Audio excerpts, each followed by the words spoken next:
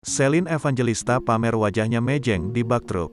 Meski berstatus janda Stefan William, aktris Celine Evangelista tak kehabisan penggemar. Buktinya, wajah aktris 4 anak ini sampai diabadikan penggemarnya di belakang bak truk dalam bentuk lukisan oleh seorang sopir di Sidoarjo, Jawa Timur.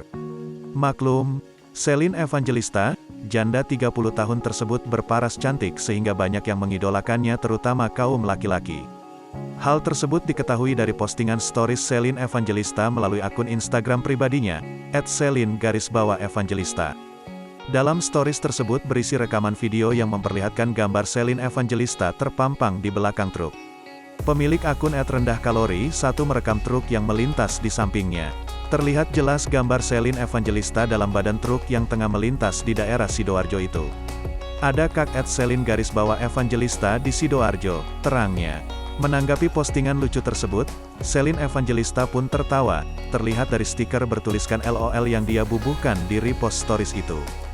Terkenal cantik dan menawan, siapa sangka artis Celine Evangelista mengaku insecure pada diri sendiri.